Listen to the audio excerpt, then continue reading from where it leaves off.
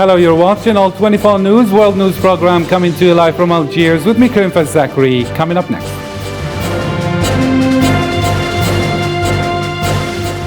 The French president continues his three-day visit to Algeria, and President Abdelmadjid Tebboune chaired on Friday with his French counterpart Emmanuel Macron a meeting of the heads of the security services of the two countries.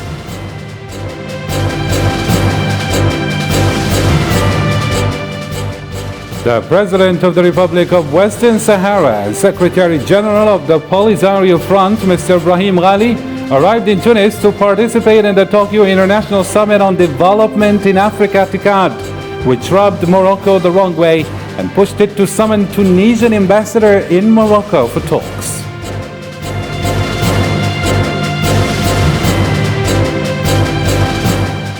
The Pakistan government has declared devastating floods a national emergency, and 34 were killed in the past 24 hours.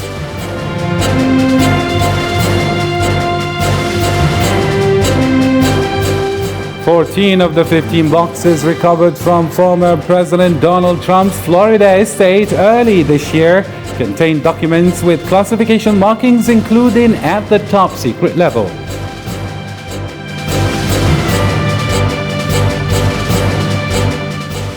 After 9 years of waiting, Nicole Onampuman will become the first Native American woman in space.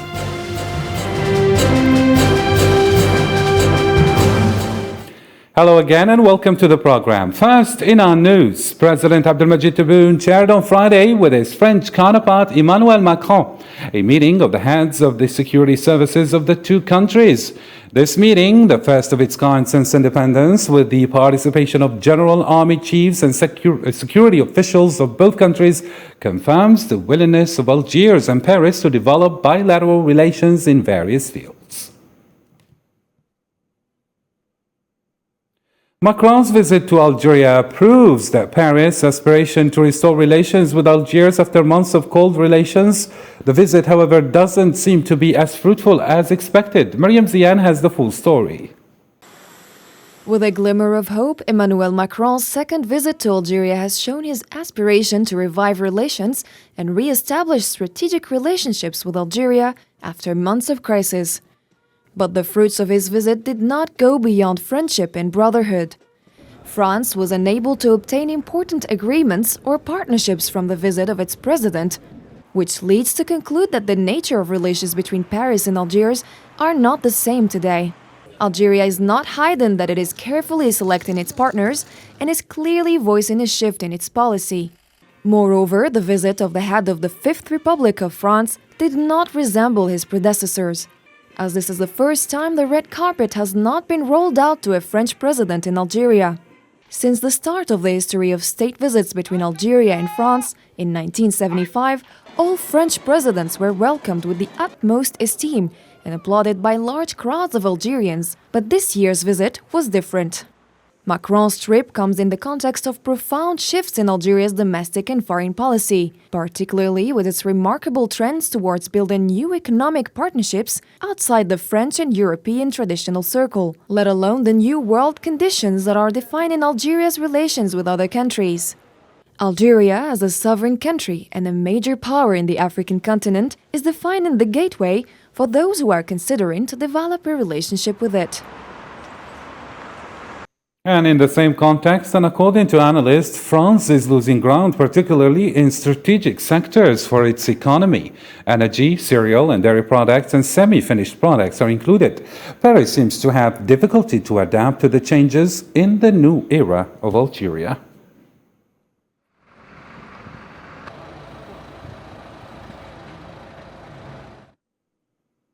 To neighboring Tunisia now, African heads of state, representatives of international organizations and private business leaders attend the Tokyo International Summit on African Development in Tunisia, a terminal event launched by Japan to promote growth and security in Africa. The two-day conference introduces many key talks, including economic fallout due to COVID-19, food crisis driven by Ukraine war, and climate change. Japan pledged $30 billion in aid for development in Africa on Saturday, saying it wants to work more closely with the continent. The President of the Republic of Western Sahara and Secretary General of the Polisario Front, Mr. Brahim Ghali, arrived in Tunis to participate in the Tokyo International Summit on Development in Africa, TICAD. President Brahim Ghali was welcomed by his Tunisian counterpart Qais Said at Carthage International Airport, where the two presidents had talks in the airport's honor lounge.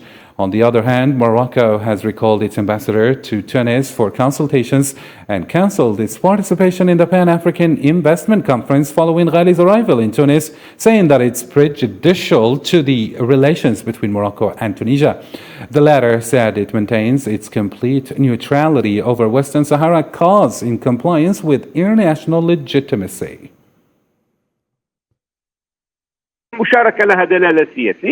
This participation has a political indication because the presence of the Sahrawi president is a decision taken by the African Union. We know that Tunisia is a state that hosts this summit and is not the one that called for it.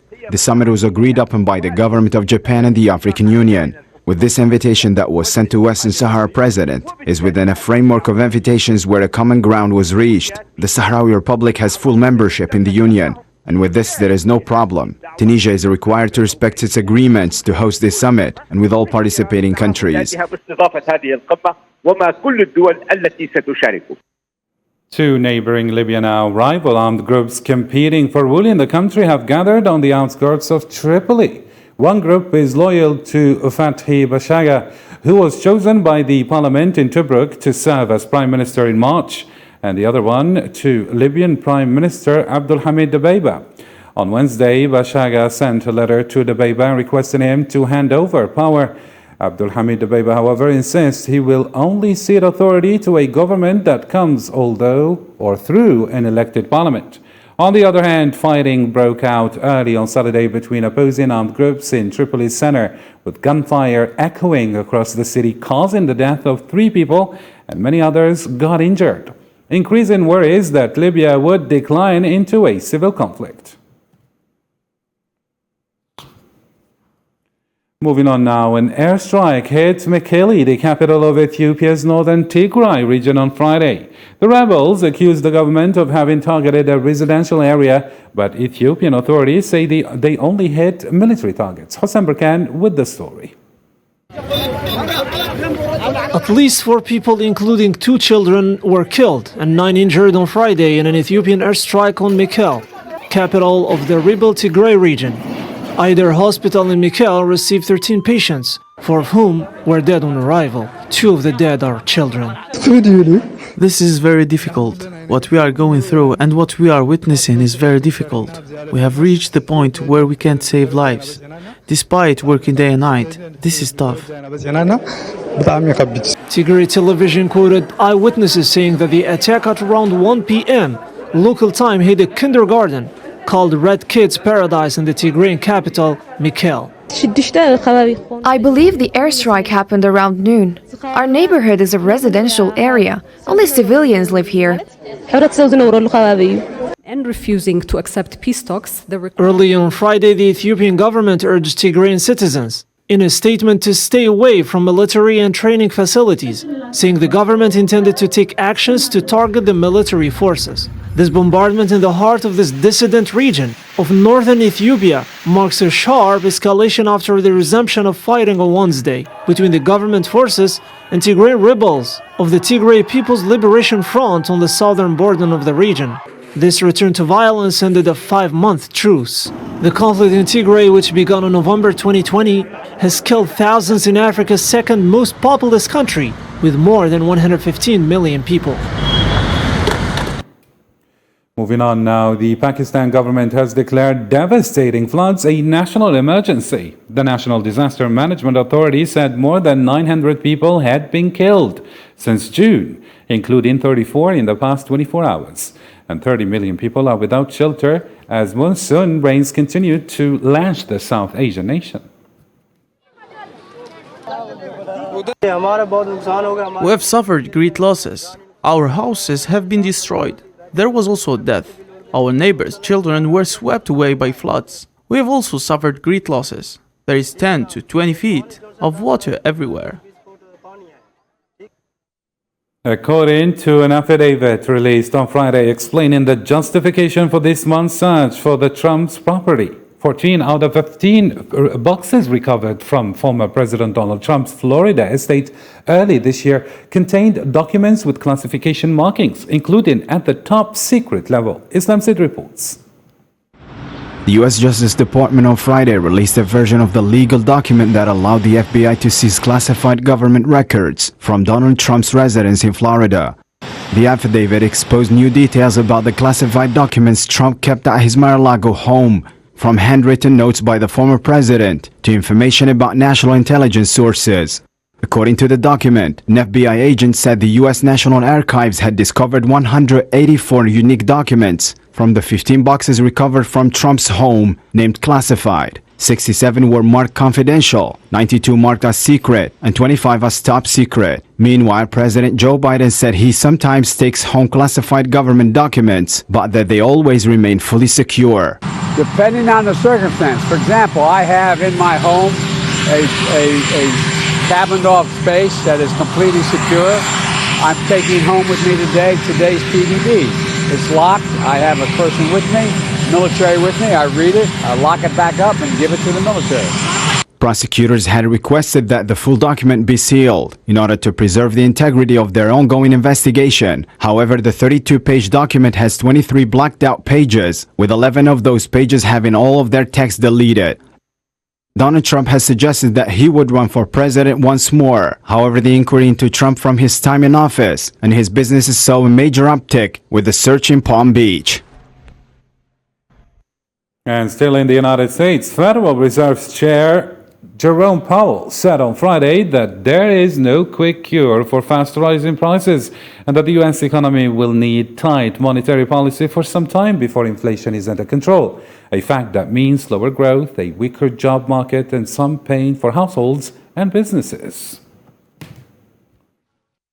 Restoring price stability will take some time and requires using our tools forcefully to bring demand and supply into better balance.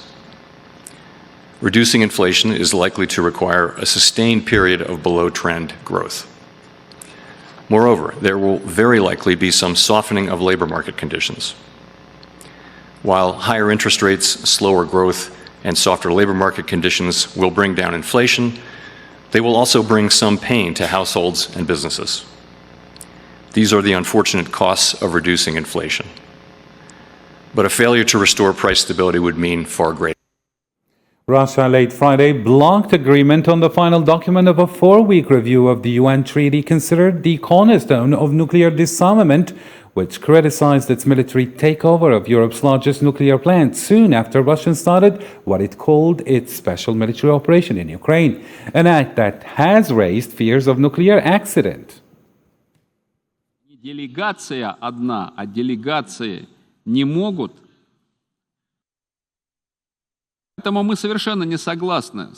We don't agree that only one delegation has objections on the text.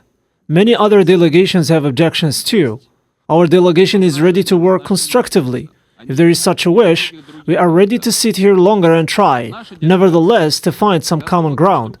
But if there is no such wish, we simply need to state that there is no consensus, and that delegations, not one delegation, but delegations, plural, cannot adopt the draft that was presented. Russia's or Vladimir Putin's top ally Medvedev declared on Friday that Moscow would continue its military campaign in Ukraine even if Kiev formally announced its desire to join NATO. Former President and current Vice Chairman of Russia's Security Council also stated that under specific circumstances, Russia was willing to hold talks with the President of Ukraine, Volodymyr Zelensky. North Koreans marked the 62nd anniversary of its former leader Kim Jong-un's second military-first policy. North Korean people participated in a massive outdoor dance party to celebrate the anniversary in Pyongyang on Thursday. They offered flowers to the status of former leader Kim Jong-il and his father Kim Il-sung. Poland sealed a deal with South Korea on Friday to purchase $5.8 billion worth of tanks, howitzers, and ammunition as the European country steps up its defense and deterrence capabilities in the face of Russia's conflict with Ukraine. Polish Deputy Prime Minister, who is also the defense minister, signed the contracts to confirm them and handed them to the head of South Korea's Defense Acquisition Program Administration. A fifth round of negotiations to pass a global agreement to protect the world's oceans and marine life has failed on Friday. The UN Ocean Treaty has been ongoing for 2 weeks in New York, but governments didn't agree on the terms. Environmentalists have called it a missed opportunity, as only 1.2% of the world's ocean is protected.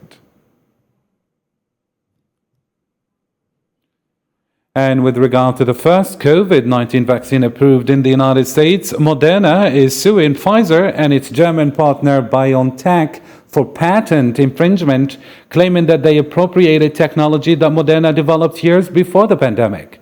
According to a news release from Moderna on Friday, the lawsuit was filed in the U.S. District Court in Massachusetts and the Regional Court of Düsseldorf in Germany. It seeks unspecified monetary damages.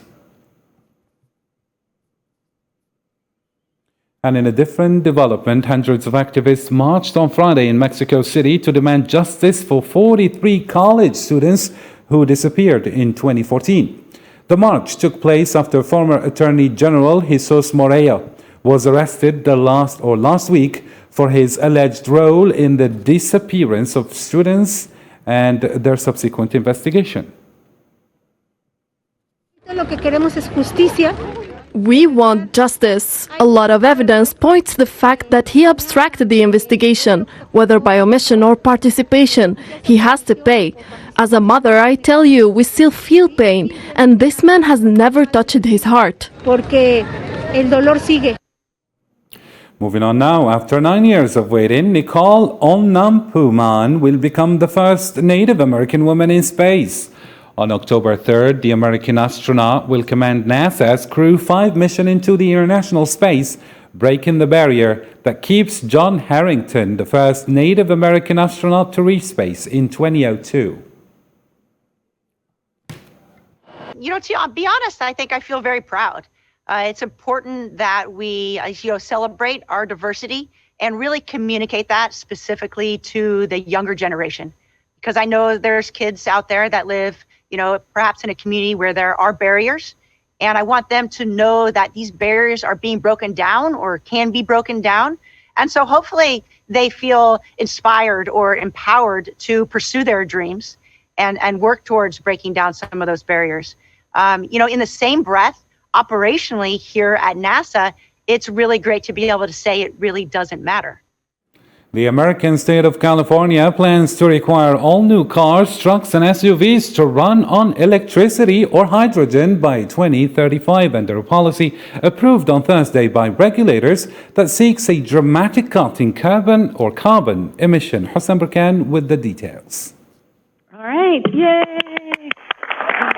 The California Air Resources Board voted Thursday to adopt sweeping regulations to require all new cars sold in the most populous U.S. state to be electric or plug-in hybrid by 2035, a move that will likely speed the end of gas-powered vehicles. With the phasing out of new sales of internal combustion engine vehicles, this could well be the final set of major criteria pollutant emission standards for new light-duty conventional vehicles.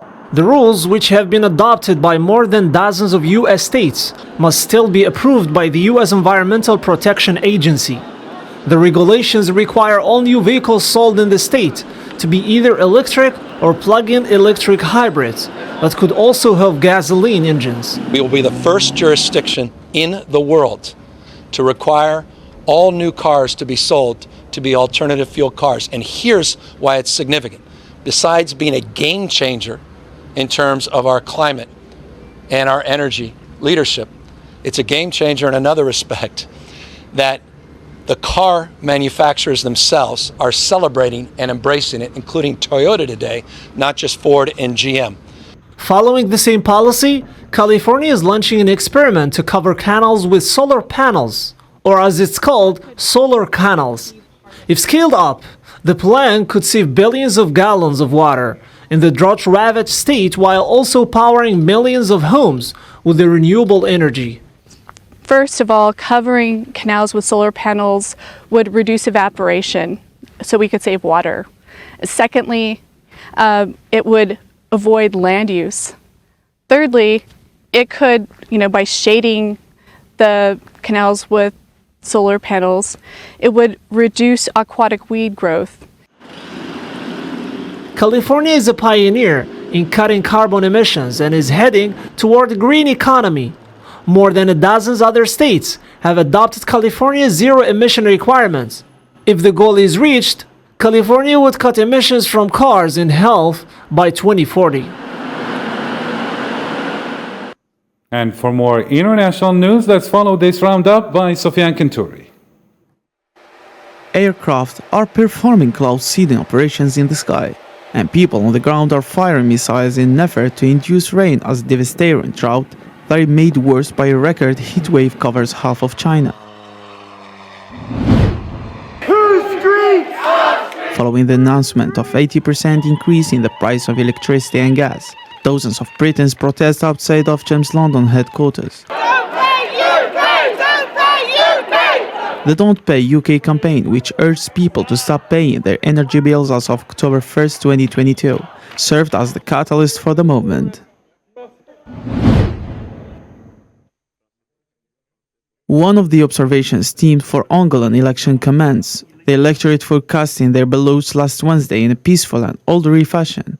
During a press conference in Luanda, George Carlos, the leader of community of Portuguese-speaking countries, added that the government must commit to the continuous improvement of procedures for managing the electoral process. As a part of an extremely rare demolition order issued by the Supreme Court last year, 2 residential towers built illegally in the suburbs of Indian capital will be imploded on August 28th. Indians are excited because this will be the first time in the country that structure over 100 meters high will be torn down. And finally, in our news, the Diego Ramirez Islands in Chile are a place of residence to a brand new species of terrestrial bird, according to researchers. The Rayaditos, a member of the genus Arastura, lived in the Diego Ramirez Archipelago, the southernmost point of the American continent, and was the subject of 6 years' worth of research by academics from various universities and centers in Chile. These birds have a larger beak than the well-known Rayadito spinicoda and nest in ground cavities as opposed to trees.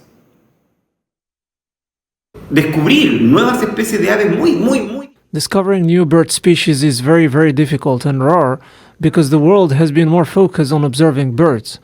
Therefore, this means the discovery site is unique in the subantarctic zone, on which Chile has important sovereignty. This raises the importance of caring for the environment and unique ecosystems, as it will allow us to carry out research on climate change, new species behavior, which is of high importance. All right, time for a reminder of our top stories. The French president continues his 3-day visit to Algeria. President Abdelmadjid Tebboune chaired on Friday with his French counterpart Emmanuel Macron a meeting of the heads of security services of the two countries.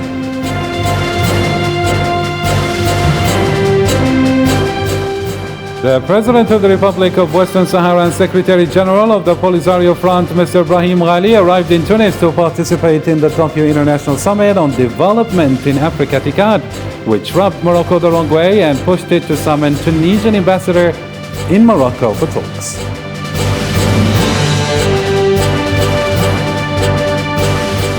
You also followed the Pakistan government has declared devastating floods a national emergency, and 34 were killed in the past 24 hours.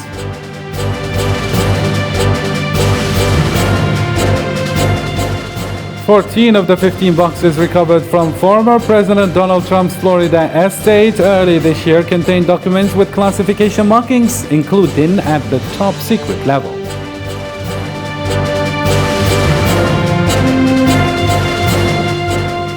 And finally, as you followed, after 9 years of waiting, Nicole Onampuman will become the first Native American woman in space.